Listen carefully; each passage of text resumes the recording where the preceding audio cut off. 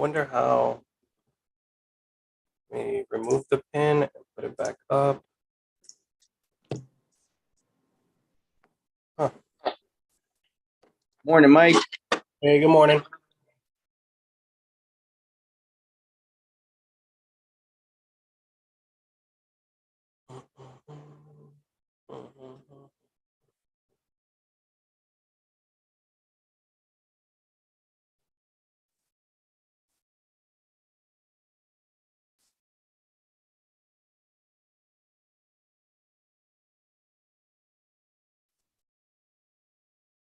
I wonder why on this thing is not.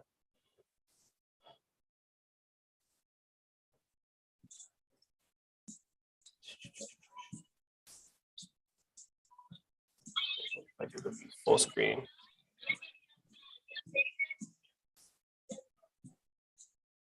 Does that help?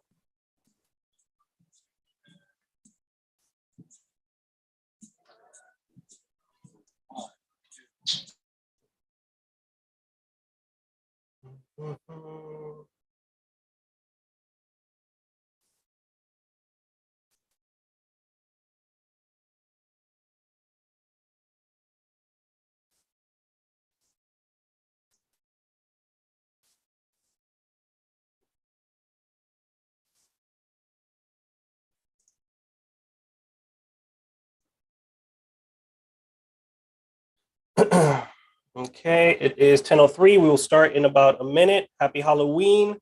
I wonder if any of you are dressed up today. No. Nope. I was going to. We have a dress up party here at the office, so I may go get something. Maybe like a mask or wig or something. We'll see.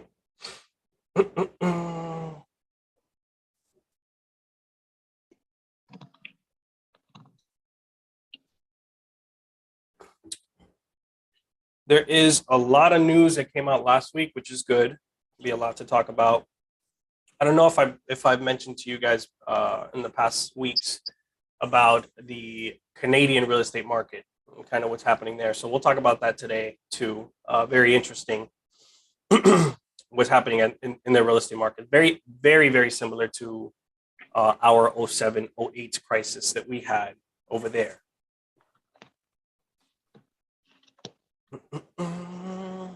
Okay, all right, but it's 10:04, so we'll get going. This week there's a good amount of information, right? PCE, personal consumption expenditures, pending home sales, Case-Shiller index.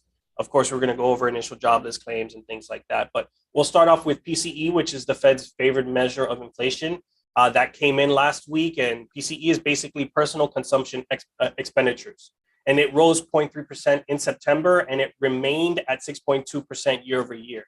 But remember, even though that month over month reading may increase, because year over year is on a rolling 12-month average, you have to consider that previous years as well in order to get that number, which is going to be very important for us moving forward. Core PCE, which strips out food and energy, rose by 0.5%. And there's good news and bad news that comes from this, of course. Remember, when the Fed is talking about seeing inflation at 2%, they're talking about this reading, the PCE. They're not talking about consumer price index or producer price index, which are also inflation numbers as well. And consumer price index is actually the headline reading that the media talks about, that we talk about a lot here as well, which is usually the higher number. But that is actually going to be coming in, I believe, is it next week? Because I think it's the beginning of November. So CPI should be coming in next week, which will be very interesting. I believe we're going to see that year over year decrease that we've been talking about consistently since July, because of the number for last year was 0.9%. So to replace that is much, much higher unless inflation comes in extremely high month over month. We should see inflation, that headline number that the media is talking about, in the sevens for sure. Pending home sales on existing homes fell 10.2% from August to September.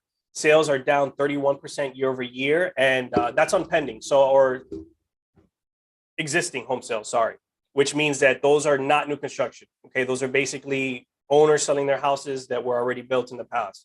New home sales They were actually down 10.9% in September, and they're down 17.6% year over year. With new home sales, this number gets misconstrued a lot, and that's the amount of new homes for sale. Okay, last month was 462,000 homes for sale. With that many, that would equate to about 9 months of supply, and that would make you think that we have an influx of supply, but realistically, only 56,000 of that 462 are actually built and move-in ready. Everything else is either under construction or literal dirt. It's just a plot of land.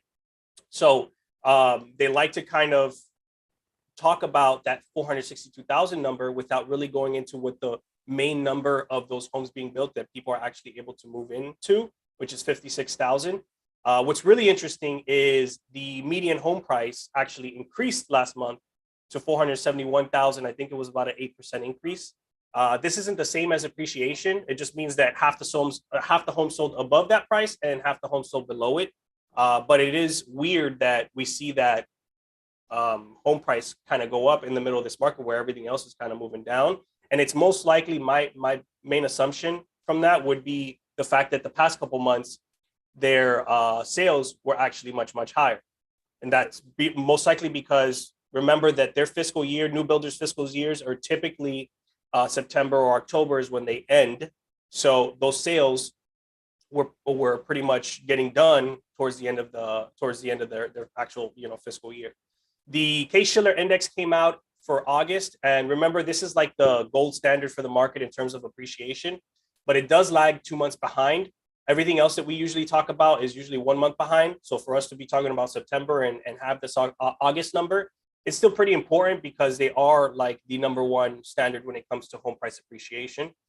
In August, appreciation was down 1.1% month over month from July. And we're now at 13% year over year nationally in terms of home price appreciation. Miami was in the headline again. Remember last month, we were actually positive month over month, which actually shot up to about 31.8% year over year in July. That was that July number for the Case-Shiller index. Well, for August, we were essentially the best loser because every market did lose some sort of appreciation across the board. We were just only at negative 0.1%. So very, very minimal. And we're still at a 28.6% appreciation year over year. Tampa's second place behind us at 28%. So Florida in general, that market is still doing relatively strong. There are markets right now that I don't have in my notes that are specifically losing appreciation very, very fast. And I think even some, if I read it correctly, I wish I would have had that article, may already be at depreciation year over year. But those are markets that a lot of people went to and blew those markets up with really no, I guess the best word I could put, sustainability in those markets. Boise, Idaho, because of remote work and things like that, a lot of people moved there. They pushed up that home price, those home prices over there. Really, there is nothing essentially appeasing for Boise, Idaho. So you're going to see that happen in a lot of these cities, that there was really nothing there. It was just people trying to move into different areas for whatever their specific reasons were. Because at that time, you could essentially, a lot of people were doing remote work. Maybe some people, I'm pretty sure some people now are being forced to come back to the office, which means that they're going to have to sell their houses and things like that. Initial jobless claims, they're slowly increasing this month. We were at 217,000 initial jobless claims. Last week was 214. I believe the week before that was like 210. And these people that are filing for unemployment for the first time. Continuing claims are people that are already in unemployment continuing to receive it. That also rose to 1.438 million. I believe that the last number that we spoke about was a flat 1.4. So it went up about 38,000 since a couple weeks ago. The first reading of Q3 GDP came in at 2.6%, which was better than what was expected at 2.3%. And this is the initial reading Remember that GDP gets read like 3 times or 2 times before the actual final number comes out on the third time throughout the following quarter. Okay, so this is just the initial reading. It could get a little bit lower. Maybe could get higher. I don't want to say that it won't, but this is just the initial one. That final reading won't come out until December. And remember, GDP is gross domestic product, and that just measures the value of goods and services within a country. The last two quarters that we had, Q1 and Q2, they were both negative, and that put us in a textbook. The textbook definition of what a recession is two negative quarters of GDP. So for us to see a positive, kind of interesting to see where we're going to be heading in the near future in terms of the economy, because it all goes back again to the Fed, right? If they're continuing to increase their Fed funds rate, but there's nothing really, there's no cracks, there's very minimal cracks. The initial jobless claims, they're still, in my opinion, not high enough to warrant a pivot from them. And the fact that we got Q3 GDP at positive, that may not be good for them either, because they're essentially trying to lead us into a recession. And so when these numbers come out and they're kind of going against that, that just means that what in their belief that they need to continue to go harder, essentially. CoreLogic came out with their loan performance data showing that mortgages 30 days or more past due actually decreased from last month from 3% to 2.8%. Loans 90 plus days delinquent decreased from 1.3% to 1.2% as well. And foreclosures are still at 0.3%. So, sorry, I'm getting some water. So foreclosure crisis still being averted, right? We're not seeing any cracks in our industry and our numbers. Unlike in Canada, right? So in Canada, a lot of people there took out adjustable rate mortgages. A lot. I think their bulk were, I think it was like 90% of them. What I tell you guys, adjustable rate mortgages, they fluctuate with the Fed funds rate. So as the Fed funds rate increases, at least in the US specifically, right? As the Fed funds rate increases, adjustable rate mortgages increase with them as well. In Canada, they have a very similar system where the Bank of Canada, as long as their rates are low, your adjustable rate mortgages are low as well. As they increase their rate, which they are because of inflation, those adjustable rate mortgages start changing on you, right? And so even though a lot of these Canadian citizens got approved for a higher interest rate than what they were taking on, because that's one of the rules of adjustable rate mortgages, right? We have to qualify you off of 2% above what that premium is. It's very similar over there. The fact that funds rate in Canada is increasing so drastically, I'll answer your question now, Kalia. Since the funds rate everywhere across the board, but specifically in the US and Canada, are increasing so drastically, that's shooting up their adjustable rate mortgages. And so these people that locked in at, one point, I saw 1.55%, 2% on these adjustable rates, and they thought that they were going to be good for the next few years, because typically you do get a couple years before 3, 5, 7 before these adjustable rates start adjusting on you. The problem is that over there, as soon as that margin, or as soon as that index starts to change, their rates are going to change with it. So they don't get that waiting period.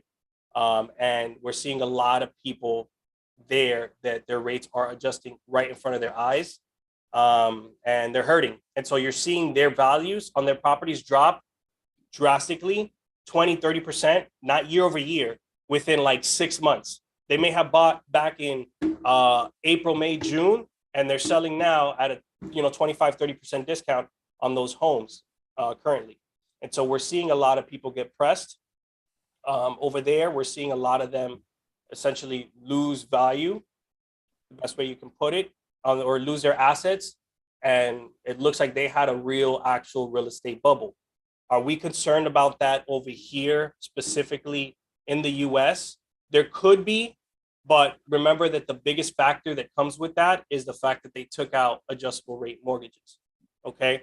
And that's going to fluctuate with that funds rate that is being increased. You have a 30-year fixed rate, you're not going to really be put in that situation as the funds rate increases, as inflation increases. Remember that your 30-year fixed rate is the best hedge on inflation, on pretty much anything that's happened around you, because it's that guaranteed amortization that you have for those 30 years, which is why it's very important that we educate our clients when it comes to ARMs. Earlier this year, I was talking on a panel and they were talking about ARMs, if they were going to be more apparent.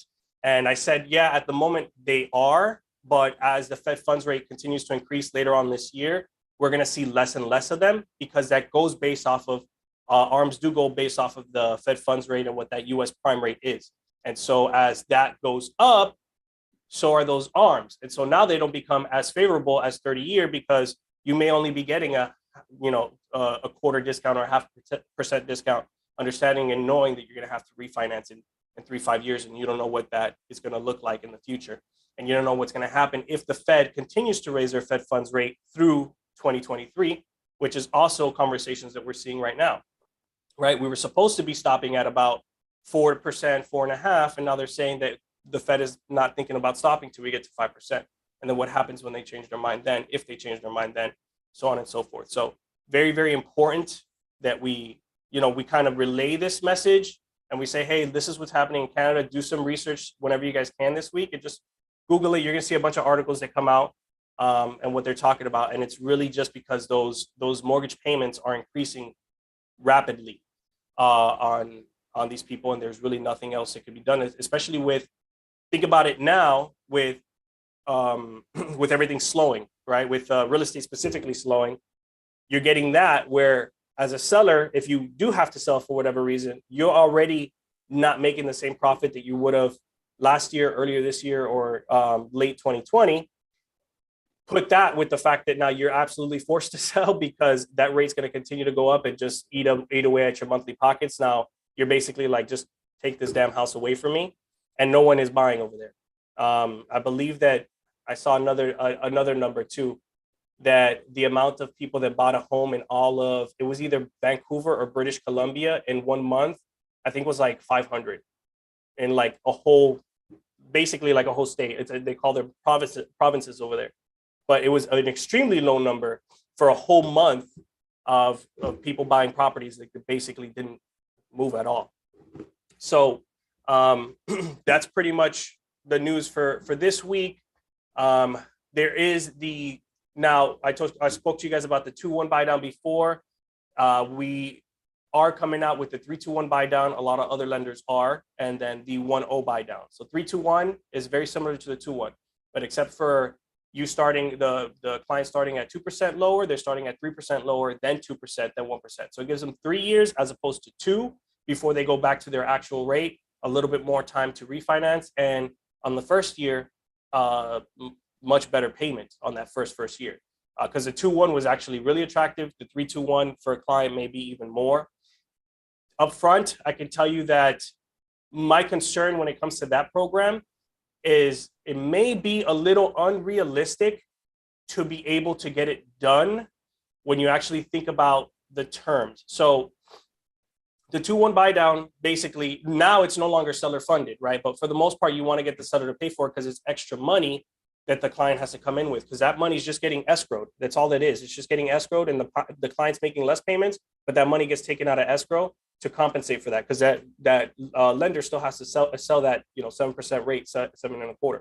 So that escrow, where on the 2-1 buy down may have been $10,000 that you needed to get from the seller, now in the 3-2-1 maybe 15, 16. So now we have to start looking at as a lender, what the allowable seller contribution is, right? We have to keep that in mind. On the conventional, it's only 3%. Is that 3-2-1 buy down going to be more, depending on that purchase price, more than the 3% seller contribution?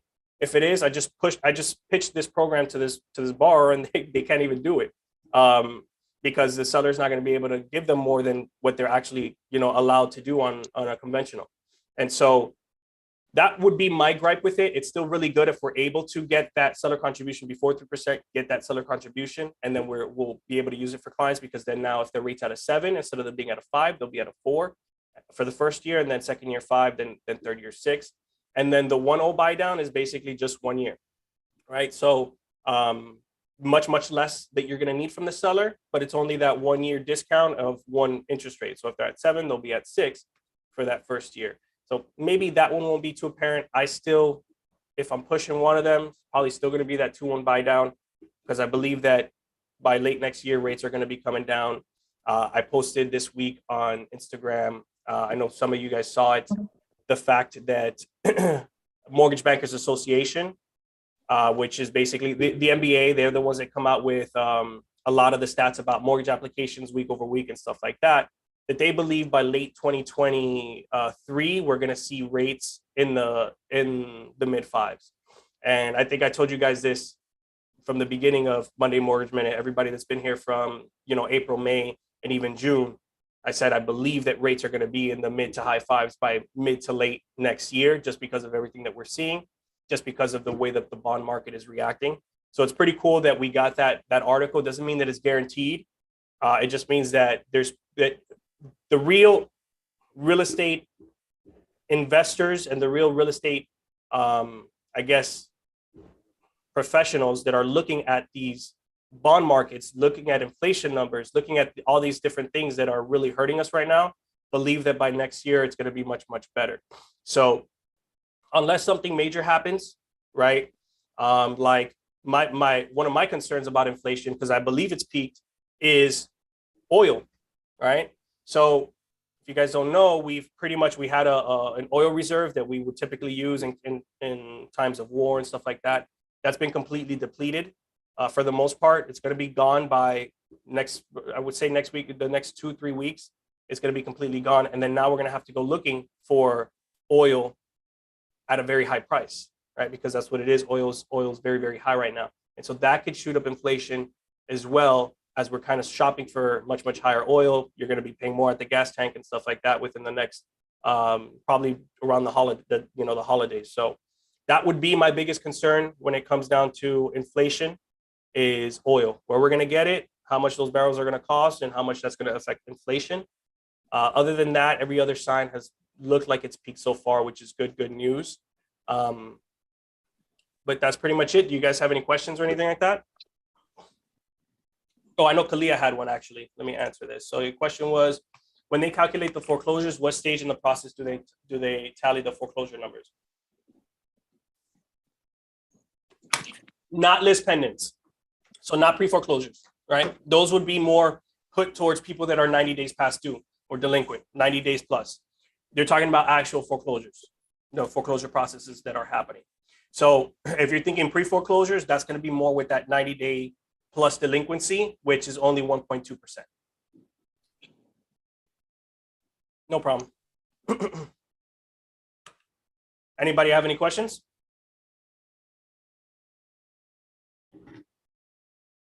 Oh, Fed meeting is Wednesday. Fed meeting is Wednesday. They're going to push up another 75 basis points. Everybody pretty much already knows this. I don't think there's going to be much change in the industry, because all of these numbers are pretty much pre-baked in. Like, the investors already know this. So they've already, that's how the bond markets are priced right now. It's not like as soon as that happens, we're going to see a huge drastic change. We may see something to the negative, not too much, because at this point, everybody already sees this coming. And so the pricing of that is already put into bonds.